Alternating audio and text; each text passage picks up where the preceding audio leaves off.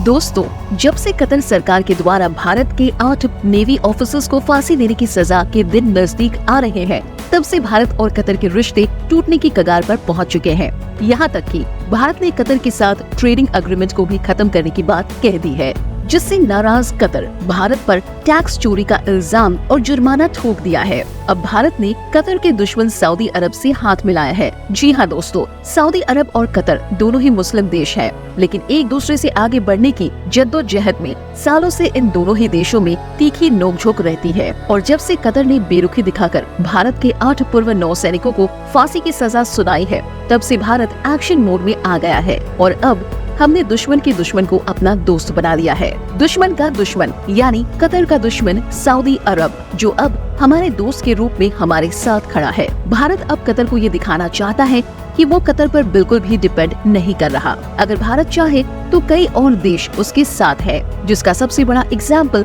Saudi अरब देखने को मिल रहा है। दरअसल सऊदी अरब को स्टील पाइप, कॉपर, सोना, चावल और तमाम खाने की चीजों की बहुत जरूरत है और वहीं भारत को तेल और गैस की जरूरत है। इसीलिए दोनों देशों ने एक दूसरे की पूरी तरह से मदद करने का वादा किया है। और तो और दोस्तों, ये सब जानने के बाद कतर अपने गुस्से पर काबू नहीं कर पा रहा। इसी बीच सऊदी अरब ने एक और ऐसा कदम उठा लिया है जिससे कतर बहुत ही ज्यादा गुस्से में है। दोस्तों, अपनी गलती के अंजाम से बेखबर कतर ने साल 2023 में कई बार भारत की पीठ में छुरा भोंका है, लेकिन भारत को कतर के LNG गैस की काफी जरूरत थी। इसीलिए भारत सरकार कतर की इस मनमानी को चुपचाप सह रहा था। लेकिन जब से कतर ने भारतीय नौसैनिकों को फांसी की सजा सुनाई है, तब से भारत एक्शन मोड में आ गया है और कतर की इकोनॉमी की धज्जियां उड़ाने के लिए कई ऐसे कदम उठा चुका है, जिसने कतर के इमीर शेख तमीम बिन हमद अली थानी की रातों की नींद उड़ा दी है। जी हाँ, भारत ने काफी सोच समझकर सबसे पहले तो अपनी नेचुरल गैस की जरूरत को पूरा करने के लिए अफ्रीका के मोज़ाम्बिया देश में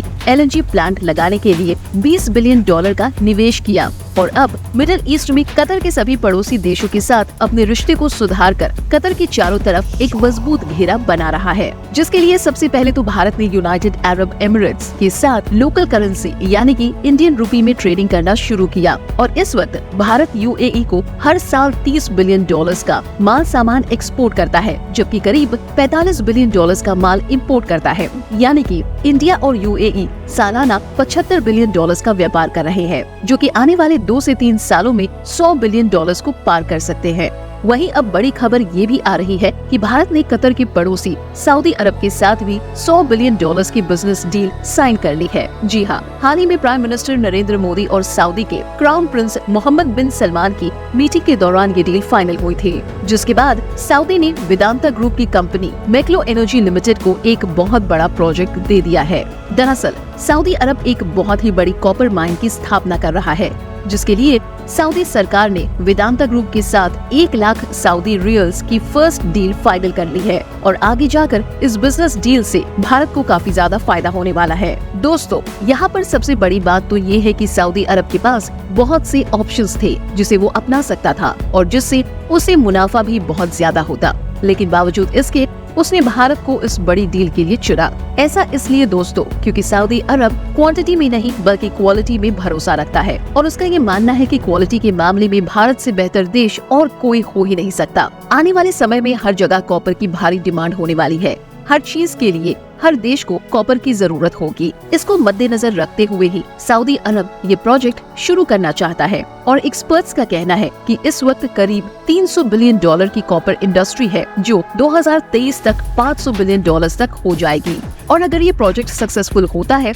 तो उसमें भारत को भी भारी भरकम मुनाफा होगा। साथियों, सऊदी अरब और UAE के साथ भारत के इन सुधरते रिश्तों को देखकर कतर बौखला उठा है, क्योंकि कतर की ज्यादातर अंडरग्राउंड पाइप्स और रोड ट्रांसपोर्ट सऊदी और UAE से होकर ही गुजरती है। ऐसे में अगर भारत और कतर का महायुद्ध शुरू हो जाता है तो भारत इन दोनों देशों पर दबाव देकर कतर के ट्रांसपोर्ट को रोक सकता है, क्योंकि सऊदी और UAE के पास कतर की तरह ही LNG और पेट्रोलियम प्रोडक्ट्स का भंडार है, लेकिन जो नहीं है वो है खाना, सोना और जरूरी मात्रा में पेट्रोलियम रिफाइनरीज, जिनकी जरूरत भारत पूरी करता है। ऐसे में ये बात साफ है कि वो कतर की जगह भारत का साथ देंगे। इन्हीं कारणों से घबराए हुए कतर की सरकार ने भारतीय कंपनी L&T पर टैक्स चोरी का इल्जाम लगाया है और 239 करोड़ रुपए का जुर्माना ठोका है। जी हाँ, ये वही कतर है जिसकी एविएशन कंपनी कतर एयरवेज ने भारत में 57,000 करोड़ रुपए की टैक्स चोरी की है और खुद के अपराध को छुपाने के लिए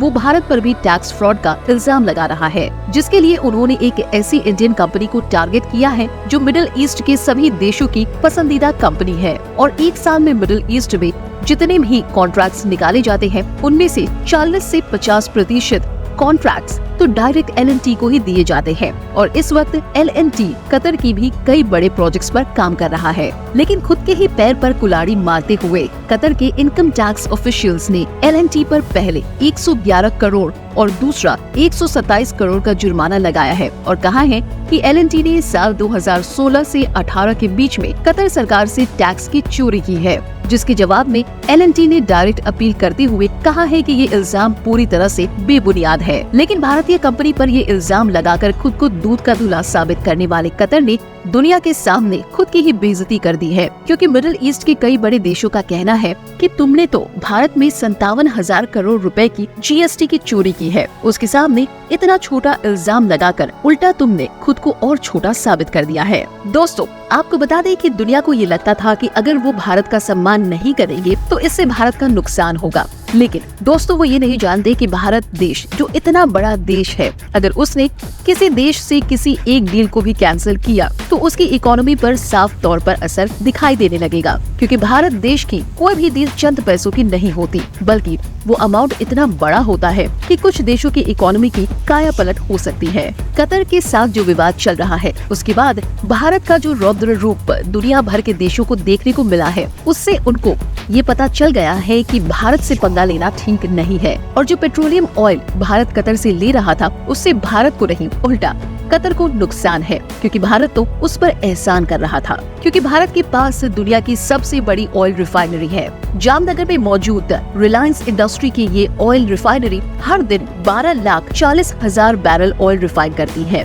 वहीं ऑयल रिफाइनरी इंडस्ट्री में टोटल कैपेसिटी के हिसाब से भारत दुनिया का चौथा सबसे बड़ा देश है। वैसे में जिन अरब देशों की 50 से 60% इकोनॉमी कच्चे तेल बेचने से आती है, उनका सबसे बड़ा ग्राहक भारत है, जो उनसे कच्चा तेल खरीदता है और फिर रिफाइन करके उन्हें भी सप्लाई करता है और दुनिया के बाकी देशों को भी बेचता है। और अब इस सेक्टर को लेकर एक ऐसी बड़ी खबर आ रही है जो सुनकर कतर को छोड़कर मिडिल ईस्ट के भी कई सारे देश भारत से पंगा लेने से पहले 2 बार जरूर सोचेंगे, क्योंकि अगर उन्होंने ऐसा किया तो नुकसान दोनों तरफ होगा। ऐसा इसलिए क्योंकि Indian company oil and natural gas corporation ने अकेले इस सेक्टर में 1 ट्रिलियन रुपीस यानी कि 1 लाख करोड़ रुपए इन्वेस्ट करने का प्लान बना लिया है, जिससे वो 2 बड़े पेट्रोकेमिकल प्लांट्स बनाने वाले हैं। ये दोनों प्लांट्स इतने ज्यादा एडवांस होने वाले हैं कि ये क्रूड ऑयल यानी कच्चे तेल को direct high value chemical products में कन्वर्ट कर देंगे। आसान शब्दों में बताएं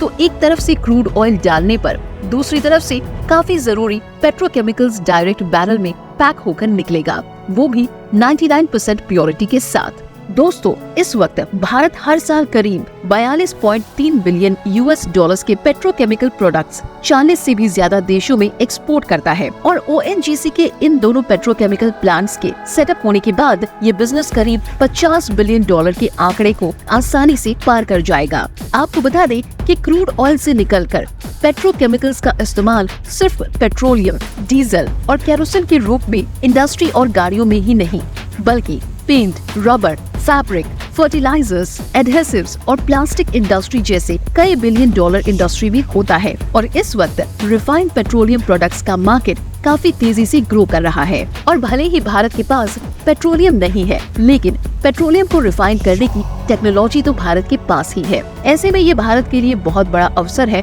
कि वो दुनिया भर के देशों को बड़े बड़े रिफाइनरी प्रोजेक्ट्स के लिए अपनी ओर आकर्षित करे और भारत इसमें अपना हाथ बखूबी साफ कर रहा है। ONGC के इन दोनों अपकमिंग रिफाइनरीज को सऊदी अरब और UAE जैसे देश तो पहले ही रिफाइनिंग का कॉन्ट्रैक्ट दे चुके हैं। ऐसे में और भी देश अब भारत को कॉन्ट्रैक्ट देने का सोच रहे हैं और कतर जो अब तक ये काम भारत से करवाता था, अब उसके लिए चीन के सामने हाथ फैलाना पड़ेगा और चीन कब अपना और कब पराया हो जाए ये कोई नहीं कह सकता। तो दोस्तों, क्या कतर और भारत की दुश्मनी के बीच सऊदी अरब और यूएई बड़े गेम खेले जाएंगे? अगर हाँ, तो इस खेल में कतर का क्या हाल होगा? और क्या भारत अपने उन 8 पूर्व नेवी ऑफिसर्स को फांसी देने से बचा लेगा? इस बारे में अपनी राय हमें कमेंट करके जरूर बताइए। और जानकारी पसंद आई हो तो इस वीडियो को लाइक और शेयर जरूर करें। और देश दुनिया से जुड़ी ऐसे ही लेटेस्ट खबरों के लिए आप हमारे चैनल को सब्सक्राइब करके पास वाली घंटी जरूर बजा दीजिए। और अगर आप ये वीडियो फेसबुक पर देख रहे हैं तो हमारे फेसबुक पेज को फॉलो जरूर कीजिए। धन्यवाद।